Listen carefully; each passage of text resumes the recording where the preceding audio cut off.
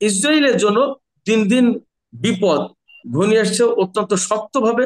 এবং মধ্যপ্রাচ্যে যে আমেরিকার যে আধিপত্য, তাদের যে অবস্থান উপস্থিতি, এইগুলো ভীষণভাবে দুর্বল হয়ে যাচ্ছে। এই যে বাহরাইনে যে ঘটনাটা ঘটেছে, এখানে এত নতুন ডাইমেনশন তৈরি হলোই। এই যে বাহরাইন, এটা কিন্তু একটা শিয়া প্রধান দেশ, এবং যেখানে রাজতান্ত্রিক শাসনের অধীনে শিয়ারা ভীষণভাবে বর্ণ বৈষম্যের, সামাজিক এবং অর্থনৈতিক বৈষম্যের শিকার।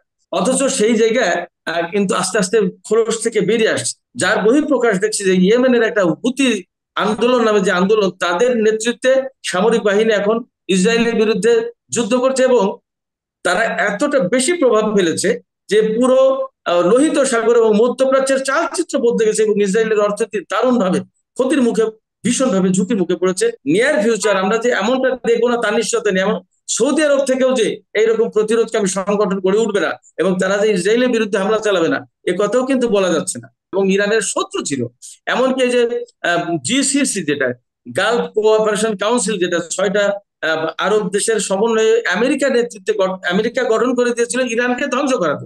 ইসরায়েল যার নামক যে একটা বিস্ফোরণ, এটা তো একদিনে হয় নাই। সেই 47-48 সাল থেকে শুরু করে একটা দীর্ঘ সময় নিয়ে তারা মানে মধ্যপ্রাচ্যে একটা বিস্ফোরণ রোপণ করেছে মার্কিন এবং ব্রিটিশ সাম্রাজ্য। এবং এরা এতটাই বেপরোয়া, এরা ফিলিস্তিনিদের, এটা যাদের মূল ভূখণ্ড, সেই ভূখণ্ড থেকে তাদের পুরোপুরি উৎখাত করতে চায়। তারা কি বললো, যে না, এইখান থেকে এদের উচ্ছেদ করে ফেলা হবে, এবং উচ্ছেদ করে ফেলে এদেরকে প্রতিবেশী দেশ সিনাইতে পাঠায় দাও। তো সিনাই তো আরেকটা দেশ, সে তো ফিলিস্তিন না, সে তো মিশরের অংশ, সেখানে তাদের পাঠিয়ে দাও। অর্থাৎ মানে টোটাল একটা জনগোষ্ঠীকে পুরোপুরি উচ্ছেদ করার একটা নির্লজ্জ পরিকল্পনা সেটা করলো। এবং এর এর বিরুদ্ধে পশ্চিমা সাম্রাজ্যবাদ, পশ্চিমা শক্তি, বিশেষ করে মার্কিন শক্তি, যারা ইসরায়েলকে মদতদান করে, যারা ইসরায়েলকে টিকিয়ে রেখেছে, বাঁচিয়ে রেখেছে অস্ত্র, অর্থ ইত্যাদি দিয়ে, তারা কিন্তু তখন কিছু বললো না। ঠিক মধ্যপ্রাচ্যের মানুষও তাই, তারা নিজেদের মুসলমান বলে, তারা 5 ওয়াক্ত নামাজ পড়ে, তারা ইসলামী আচার আচরণ ইত্যাদি তারা রক্ষা করে। কিন্তু যখন ইসলামের মধ্যে হামলা হয়, মুসলিম দেশের মধ্যে হামলা হয়, তারা কিন্তু অবস্থান গ্রহণ করে পশ্চিমা বিশ্বের। আজকে আরেকটা বিষয় আপনাদের সামনে আমি তুলে ধরতে চাচ্ছি। আমি স্বাধীন মিডিয়ার পক্ষ থেকে কিন্তু ইসরায়েলের ইস্যুটা মোটামুটি ভালোভাবে আনার চেষ্টা করছি যতটুকু পারছি। আজকে যেটা আমার কাছে চোখে পড়লো, যে আপনি এর মধ্যে দেখেছেন কিনা, যে ইসরায়েল বিরোধী যুদ্ধে এবং প্রথমবারের মতো ওই যে বাহরাইনের একটা গোষ্ঠী আল আশতার ব্রিগেড, তারা তারা এইলাদ বন্দরে ড্রোন হামলা করেছে। এই নিউজটা এসেছে, এবং তারা যেটা করেছে, যেটা আমি নিউজের মধ্যে যেটা পেলাম, সেটা বলছে যে এইলাদ বন্দরের যে ট্র্যাক নেট নামক একটা কোম্পানি আছে, যেটা কিনা যে সড়ক পথে পণ্য পরিবহন করে ইসরায়েলের বিভিন্ন স্থানে, সেই সেটার সদর দপ্তরে এই হামলাটা হয়েছে। এবং আমার কাছে যেটা মনে হচ্ছে যে এর আগে আমরা হুতির হামলা শুনেছি, হামাস তো করছে, এরপরে ইরানের গ্রুপটা যে করছে। এই যে মধ্যপ্রাচ্যের দেশগুলো, এগুলোর মধ্যে একটা নতুন ধরনের এই হামলাটা আমার কাছে মনে হচ্ছে একটা কি নতুন ডাইমেনশন সৃষ্টি করলো। আমি প্রথম সিরাজ ভাই, আপনার কাছে যা যা, আপনার কি মনে হচ্ছে? আপনি তো মধ্যপ্রাচ্য বিষয় নিয়ে বিশেষজ্ঞ এবং এইটা নিয়েই কাজ করেন। আপনার কি মনে হচ্ছে এই হামলাটা কি আরো উৎসাহিত করবে মধ্যপ্রাচ্যের অন্যান্য দেশগুলোকে? জি, আমি সিরাজ ভাইকে প্রথম জানতে চাচ্ছি। খুবই খুবই চমৎকার একটা বিষয়ের অবতারণা করেছেন দীপজ্ঞাপা, আমি মনে করি। এবং আমি ধারণা করছি যে এটা একটা নতুন আলোচনার ক্ষেত্র আপনি সম্ভবত বাংলাদেশের প্রথম তো সৃষ্টি করলেন, বা আহ, আহ, খুলে দিলেন একটা দরজা, আমার মনে হয়। আমি আমার পক্ষ থেকে আপনাকে এই বিষয়টি আনার জন্য ধন্যবাদ জানাচ্ছি। আর দেখুন, বাহরাইন এমন একটি দেশ, বাহরাইনে কিন্তু মার্কিন নৌবহরের পঞ্চম নৌবহরের ঘাঁটি রয়েছে। এবং বাহরাইনের অবস্থানটা হচ্ছে একেবারে সৌদি আরবের পাশে, এবং সৌদি আরবের সাথে রাজনৈতিকভাবে বাহরাইন একেবারে একাকার। অর্থাৎ সৌদি আরব যেমন রাজতান্ত্রিক দেশ, বাহরাইন তেমনি রাজতান্ত্রিক দেশ। এবং বাহরাইন সৌদি আরবের কথার বাইরে কোনো কাজই করবে না। বাহরাইন একেবারে সৌদি, ইসরায়েল এবং আহ আমেরিকার নিয়ে যদি কোনো বলয় দেখেন, তাহলে সেই বলয়ের একটা কোর কমিটির মেম্বার বলতে পারেন আপনি বাহরাইন। হুম হুম। তো সেই বাহরাইনে আহ, বাহরাইন থেকে এই আল আশতার নামে যে ব্রিগেড এই হামলাটা করেছে, হুম এটা ডেফিনেটলি একটা নতুন ডাইমেনশন। নতুন ডাইমেনশন এই কারণে, আমি অনেকদিন আগে থেকে বলে আসছিলাম। এ নিয়ে আমি অনেক কলাম লিখেছি। আমি তো ফেসবুক, সামাজিক যোগাযোগের মাধ্যম ফেসবুকেও অনেক লেখালেখি ছোট ছোট করেও বিভিন্ন সময় বিভিন্ন পোস্ট দিয়ে থাকি। এ নিয়ে আলাপ আলোচনা হয় আমার। এই সমস্ত ছোট ছোট লেখা অনেক সময় অনেক পত্র পত্রিকাও কপি করে তারা ছাপে। তো এই জায়গা থেকে আমি বলতে চাইছি যেটি, সেটি হচ্ছে যে মধ্যপ্রাচ্যের পরিস্থিতিটা রিয়েলি অনেক দিন থেকেই একটা সময় ধীর গতিতে আগাচ্ছিল, ইতিবাচক একটা পরিবর্তন আসছিল। ইতিবাচক পরিবর্তন বলতে বুঝাচ্ছি, মধ্যপ্রাচ্যে যে মার্কিন সাম্রাজ্যবাদ বা পশ্চিমা বলদর্পী শক্তি এবং তাদের আধিপত্যবাদী যে নীতি, এই নীতির বিরুদ্ধে একটা পরিবর্তনের সূচনা হয়েছিল 1979 সালে ইরানের ইসলামী বিপ্লব সংগঠিত হওয়ার মাধ্যমে, এবং তারপরে আস্তে আস্তে ধীরে ধীরে আগাচ্ছে। এই পরিবর্তনটা এখন বেশ দ্রুত গতিতে হচ্ছে, এবং এর বহিঃপ্রকাশ আমরা দেখেছি। ইরানে যখন বিপ্লব হয়েছে তখন কিন্তু ইরান একেবারেই পুরো মধ্যপ্রাচ্য থেকে, পশ্চিমা জগৎ থেকে বিচ্ছিন্ন, এবং বিশ্বের বেশিরভাগ দেশ ইরানের সাথে সম্পর্ক রাখাটাকে একটা অপরাধ মনে করতো। না রাখাটাই তাদের জন্য কল্যাণ, সুবিধা, এরকম একটা হুম হুম হুম অবস্থায় ছিল। right. কিন্তু সেই পরিবর্তন, সেই সেই অবস্থানে কিন্তু অবস্থাটা বিরাট একটা পরিবর্তন হচ্ছে। পরিবর্তন এসেছে। আন্তর্জাতিক অঙ্গনে এখন ইরান অত্যন্ত শক্তিশালী একটা অবস্থানে চলে গেছে। এই ইরান এখন মধ্যপ্রাচ্যে ব্যাপকভাবে একটা ইতিবাচক পরিবর্তন ঘটিয়েছে। যে ইরাক একসময় ইরানে হামলা করে 8টা বছর যুদ্ধ চালিয়েছিল, সাদ্দামের ইরাক, সেই ইরাক মধ্যপ্রাচ্যে এখন ইরানের সবচেয়ে ঘনিষ্ঠ মিত্র। এই যে বাহরাইন, এটা কিন্তু একটা শিয়া প্রধান দেশ, এবং যেখানে রাজতান্ত্রিক শাসনের অধীনে শিয়ারা ভীষণভাবে বর্ণ বৈষম্যের, সামাজিক এবং অর্থনৈতিক বৈষম্যের শিকার। আমরা জানি না যে এটা একটা শিয়া অধ্যুষিত বা অধ্যুষিত। শিয়া প্রধান দেশ, অথচ সেই জায়গায় কিন্তু আস্তে আস্তে খোলস থেকে বেরিয়ে আসছে। ইরাকের ইরানের পক্ষে একটা রেজিস্ট্যান্স ফোর্স গঠন হয়েছে, যারা ইসরায়েলে হামলা চালাচ্ছে। ইয়েমেনে যে দারুণ একটা পরিবর্তন হয়ে গেছে, এবং আরো দ্রুত গতিতে বিরাট পরিবর্তন ঘটবে ইয়েমেনে এবং ঘটতে যাচ্ছে, যার বহিঃপ্রকাশ দেখছি যে ইয়েমেনের একটা হুতি আন্দোলন নামে যে আন্দোলন, তাদের নেতৃত্বে সামরিক বাহিনী এখন ইসরায়েলের বিরুদ্ধে যুদ্ধ করছে, এবং তারা এতটা বেশি প্রভাব ফেলেছে যে পুরো লোহিত সাগর এবং মধ্যপ্রাচ্যের চালচিত্র বদলে গেছে, এবং ইসরায়েলের অর্থনীতি দারুণ ভাবে ক্ষতির মুখে, ভীষণ ভাবে ঝুঁকির মুখে পড়েছে। এবং এই হুতিদেরকে দমন করার জন্য আমেরিকা এবং ব্রিটেন মিলে বিমান হামলা পর্যন্ত চালিয়েছে। সেই জায়গায় তারা কিছুই করতে পারেনি। এমনকি ইয়েমেনের হুতিরা ব্রিটিশ জাহাজকে ডুবিয়ে দিয়েছে। আমেরিকার যুদ্ধ জাহাজে যে পর্যন্ত প্রায় মাঝে মাঝে হামলা চালাচ্ছে, এবং ইসরায়েলে তো তার হামলা চালাচ্ছে। এরপরে আপনি দেখেন হিজবুল্লাহ, লেবাননের হিজবুল্লাহ একটা সংগঠন ভীষণ ভাবে দাঁড়িয়ে গেছে। এই যে আজকের হামাস, জিহাদ আন্দোলন থেকে শুরু করে ফিলিস্তিনে আরো বিভিন্ন রকমের প্রতিরোধকামী সংগঠন গুলো গড়ে উঠেছে। সিরিয়াতে কিন্তু একইভাবে একটা পজিশন তৈরি হয়েছে। সিরিয়া থেকে সরাসরি, যদিও এখন ইসরায়েল বিরোধী যুদ্ধ শুরু হয়নি, তবে আমি মনে করি যে আহ সিরিয়া থেকে সম্ভবত চূড়ান্ত ভাবে একটা হামলা হবে। ইসরায়েল বিরোধী যদি যুদ্ধটা বৃহত্তর অঙ্গনে মারাত্মকভাবে ছড়িয়ে পড়ে, তাহলে সেই যুদ্ধের সবচেয়ে বড় প্রধান ব্যাটেল ফিল্ড হবে আপনার সিরিয়া। কারণ সিরিয়া হচ্ছে ইসরায়েল একেবারে ইসরায়েলের দোরগোড়ায়। তো এছাড়া রাষ্ট্রীয়ভাবে সৌদি আরব, সংযুক্ত আরব আমিরাত, এই সমস্ত দেশের সাথে কিন্তু গত 2 বছরের চেয়ে এখন ইরানের সম্পর্ক ভালো, এবং তারা কিন্তু মার্কিন বলয় থেকে বেরিয়ে আসতে চাইছে। সেক্ষেত্রে এই যে বাহরাইনে যে ঘটনাটা ঘটেছে, এখানে এত নতুন ডাইমেনশন তৈরি হলোই, বরং মধ্যপ্রাচ্যের জর্ডান, এমনকি সৌদি আরব থেকে, আমি বিশ্বাস করি এটা হয়তো এখন অস্বাভাবিক মনে হতে পারে, বাট নিয়ার ফিউচার আমরা যে এমনটা দেখবো না তার নিশ্চয়তা নেই। এমন সৌদি আরব থেকেও যে এইরকম প্রতিরোধকামী সংগঠন গড়ে উঠবে না, এবং তারা যে ইসরায়েলের বিরুদ্ধে হামলা চালাবে না, এ কথাও কিন্তু বলা যাচ্ছে না। সেক্ষেত্রে আপনার মধ্যপ্রাচ্যে যা ঘটছে, এটা অত্যন্ত ইতিবাচক দিক দিয়ে দেখার সুযোগ আছে। এবং ইসরায়েলের জন্য দিন দিন বিপদ ঘনিয়ে আসছে অত্যন্ত শক্তভাবে, এবং মধ্যপ্রাচ্যে যে আমেরিকার যে আধিপত্য, তাদের যে অবস্থান, উপস্থিতি, এইগুলো ভীষণভাবে দুর্বল হয়ে যাচ্ছে। একটা পর্যায়ে সম্ভবত, সেদিন খুব বেশি দূরে না, যে পরিস্থিতিতে, যেভাবে মধ্যপ্রাচ্যের পরিস্থিতি প্রতিদিন এগিয়ে যাচ্ছে এবং পরিবর্তিত হচ্ছে, এবং এর নেতৃত্বে অবশ্যই ইরান রয়েছে, এবং তাদেরও তো কর্মকৌশল রয়েছে। আমেরিকাকে মোকাবেলার জন্য কিভাবে টিকে থাকতে হবে এবং তাদেরকে কিভাবে মোকাবেলা করতে হবে, এটা তো ইরান বুঝতে পারছে, এবং সেইভাবেই কিন্তু প্রতিটা দেশকে তারা সহযোগী করেছে, তারা সঙ্গী করেছে।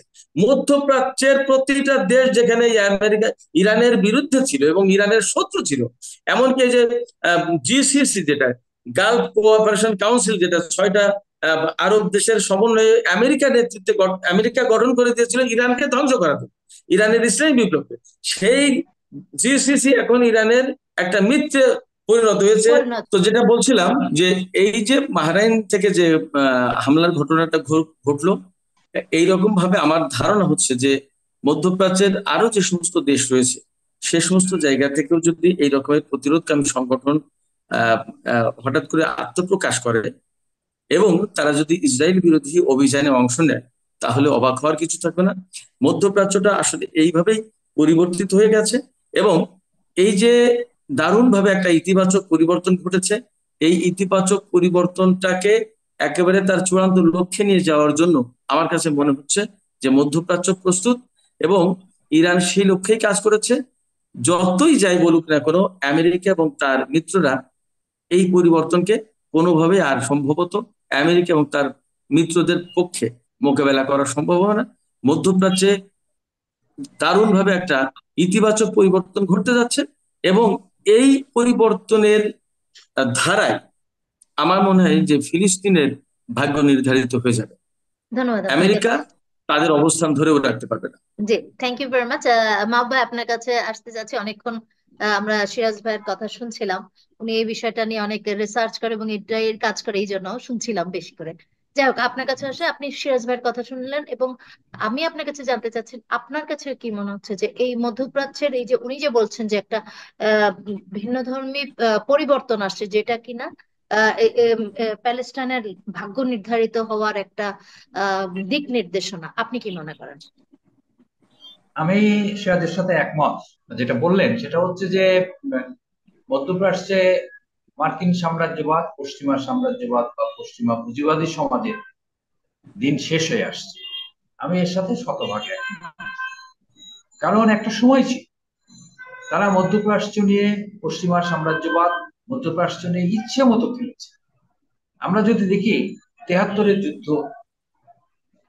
যুদ্ধে যেভাবে তারা ফিলিস্তিনিদের ভূমি দখল করেছে, তারপর একের পর এক তারা ভূমি দখল করে চলেছে এবং এরা এতটাই বেপরোয়া, এরা ফিলিস্তিনিদের যেটা যাদের মূল ভূখণ্ড, সেই ভূখণ্ড থেকে তাদের পুরোপুরি উৎখাত করতে চায়।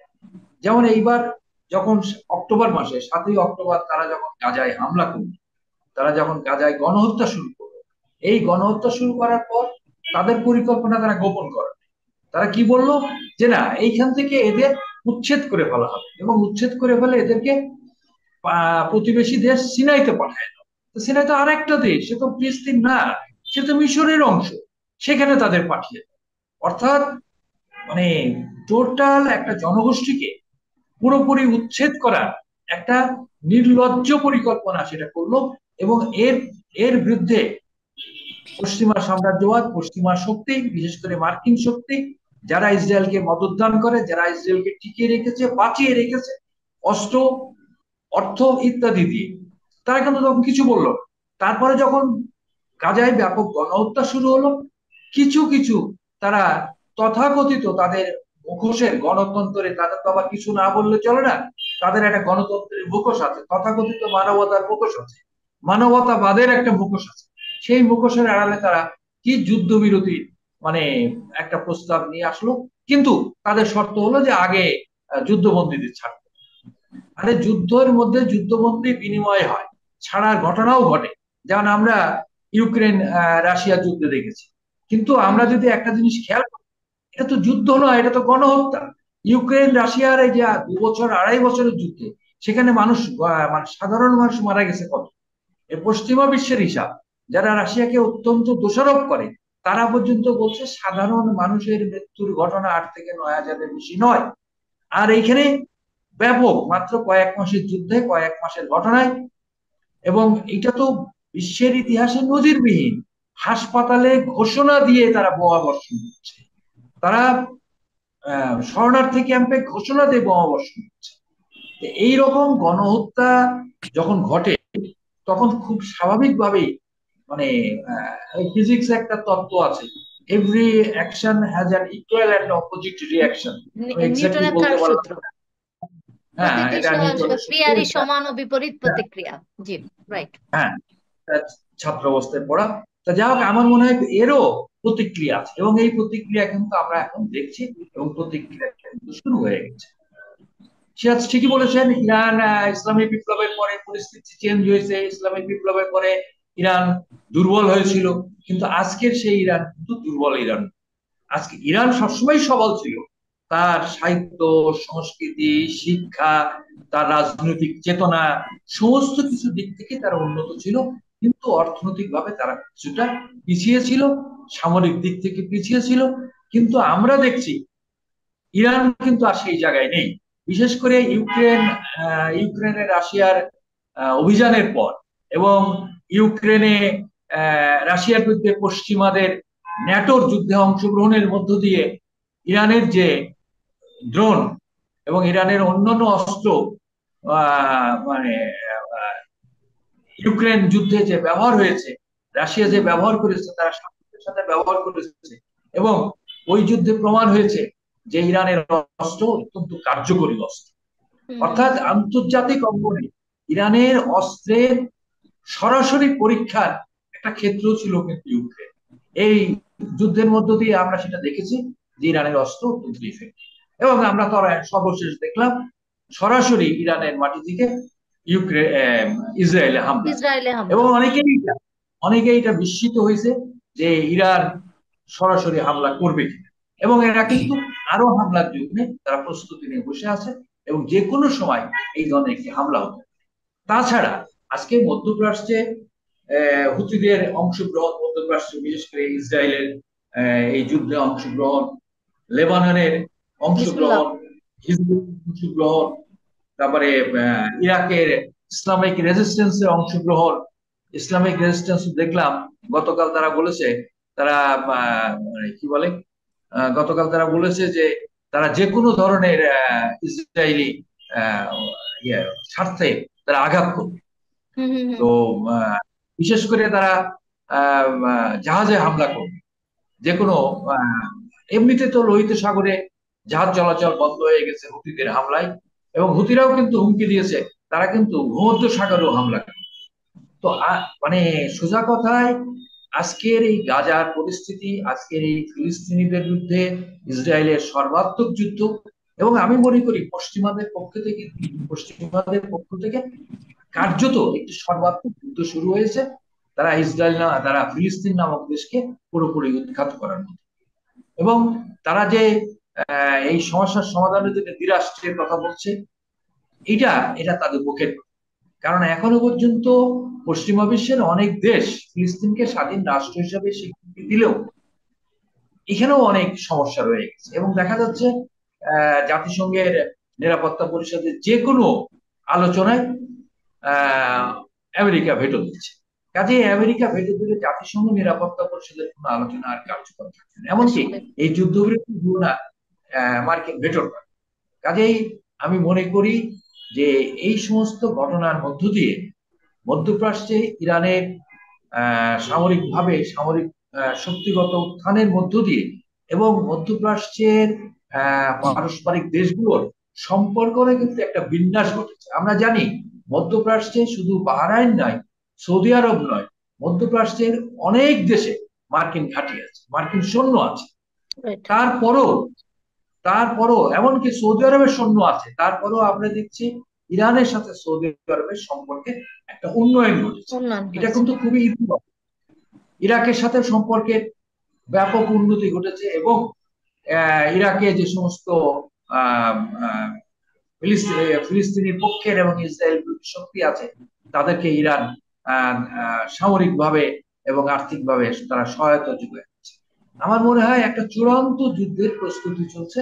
আমি জানি না এই যুদ্ধটা মানে খুব সহসাই হবে কিনা, কারণ এই যে ইসরায়েলের সমস্যা, এই যে ইসরায়েল নামক যে একটা বিস্ফোরা, এটা তো একদিনে হয় নাই। সেই 47-48 সাল থেকে শুরু করে একটা দীর্ঘ সময় নিয়ে তারা মানে মধ্যপ্রাচ্যে একটা বিস্ফোরা রোপণ করেছে মার্কিন এবং ব্রিটিশ সাম্রাজ্য। তো একটা এই ধরনের একটা সামরিক শক্তি, এই ধরনের বিশ্ব শক্তি, এই বিস্ফোরার অপসারণ বা বিস্ফোরা এটা অস্ত্রোপচার করা, এটা তো রাতারাতি হয় না। আমার মনে হয় যে আমার নিজের বিশ্বাস, এটা এটা খুব যুক্তি দিয়ে আমি বোঝাতে পারবো না, কিন্তু একদিকে বিশ্ব জনমত তৈরি হচ্ছে ইসরায়েল বিরোধী, অন্যদিকে মধ্যপ্রাচ্যের ফিলিস্তিনপন্থী বা ফিলিস্তিনের স্বাধীনতার সপক্ষের যে শক্তি, তারাও কিন্তু সুসংহত হচ্ছে। মূলত এই মুহূর্তে তারা সুসংহত হচ্ছে ইরানের নেতৃত্বে। এবং ওখানে শিয়া সুন্নির যে বিষয় আছে সেটা অবশ্য এই বিতর্ক আমার মনে হয় না ইসরায়েল বা ফিলিস্তিন প্রশ্নে এটা খুব বাধা হয়ে দেখে। তবে হ্যাঁ, শিয়া সম্প্রদায় অনেক বেশি অ্যাগ্রেসিভ হচ্ছে, কারণ ইরান তাদের উপর নির্ভর করতে পারছে। মধ্যপ্রাচ্যের অনেক মুসলিম দেশ আছে যারা নির্ভরযোগ্য না। কারণ নির্ভরযোগ্য না এই কারণে, তারা মুখে যত কথাই বলুক, ইসলামের কথা বলুক, যাই বলুক না কেন, তাদের আনুগত্য কিন্তু মার্কিন যুক্তরাষ্ট্রের প্রতি, তাদের আনুগত্য কিন্তু ফ্রান্সের প্রতি, তাদের আনুগত্য ব্রিটেনের প্রতি। অনেকটা আমাদের বাংলাদেশের মতো। বাংলাদেশের এক শ্রেণীর মানুষ আছে, তারা এই দেশে বসবাস করে, তারা নিজের দেশ মনে করে আমেরিকা, তার নিজের দেশ মনে করে কানাডা, নিজের দেশ মনে করে অস্ট্রেলিয়া। অর্থাৎ এই দেশে তারা ব্যবসা বাণিজ্য করবে, টাকা পয়সা নিয়ে যাবে ওই দেশে। তাদের আনুগত্য কিন্তু এই দেশের প্রতি নাই। এক শ্রেণীর মানুষ আমাদের দেশে আছে। ঠিক মধ্যপ্রাচ্যের মানুষও তাই। তারা নিজেদের মুসলমান বলে, তারা 5 ওয়াক্ত নামাজ পড়ে, তারা ইসলামী আচার আচরণ ইত্যাদি তারা রক্ষা করে। কিন্তু যখন ইসলামের মধ্যে হামলা হয়, মুসলিম দেশের মধ্যে হামলা হয়, তারা কিন্তু অবস্থান গ্রহণ করে পশ্চিমা বিশ্বের। এবং আমরা এটা দেখেছি 73 সালে আরব ইসরায়েল যুদ্ধ দেখেছি, এবং এর পরবর্তী পর্যায়ে বিভিন্ন যে যুদ্ধ হয়েছে, অনেকগুলো যুদ্ধ হয়েছে ইসরায়েলের সাথে, আমরা সেই সময় দেখেছি অনেক মুসলিম দেশ তারা ফিলিস্তিনের পক্ষে না দাঁড়িয়ে ইসরায়েলের পক্ষে দাঁড়িয়ে গেছে। এবং আমরা দেখেছি ইয়াসির আরাফাতের যে আন্দোলন, তার যে সশস্ত্র লড়াইয়ের সময় আমরা জর্ডানকে বিশ্বাসঘাতকতা করতে দেখেছি। আমরা দেখেছি ইয়াসির আরাফাতের যে গেরিলা, তার 9 থেকে 10 হাজার গেরিলাকে রাতারাতি হত্যা করার ঘটনা জর্ডানে ঘটেছে। অথচ জর্ডানের সাথে আলাপ আলোচনা করে জর্ডানের ভূখণ্ডে সেই ফিলিস্তিনি গেরিলারা ছিল, তাদেরকে হত্যা করা হয়।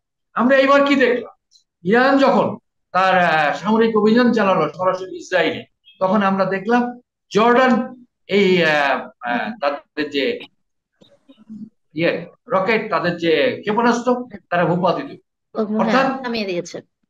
অর্থাৎ জর্ডানের সামরিক যে বাহিনী, জর্ডানের যে সরকার, যে রাজতন্ত্র, তারা কার্যত ইসরায়েলের পক্ষ নিয়ে। কিন্তু মজার ব্যাপার হলো, দেখার বিষয় হলো, জর্ডানের জনগণ কিন্তু এর বিরুদ্ধে বিক্ষোভে ফেটে পড়েছে। অর্থাৎ মধ্যপ্রাচ্যে একটি বড় ধরনের যুদ্ধ ছাড়া সমাধান হবে না, পরিবর্তন হবে না। অর্থাৎ মধ্যপ্রাচ্যের মানুষের মধ্যে একটা পরিবর্তনের যে চেতনাগত জায়গা তৈরি হয়েছে। কাজে আমি সিরাজের সাথে একমত, খুব শীঘ্রই হলো না হলো আগে পরে এর একটি ফয়সালা দিকে আগাচ্ছে। ইনশাআল্লাহ ফয়সালা হয়ে যাবে। আমারও বিশ্বাস, আপনাদের সাথে আমিও স্বপ্ন দেখি।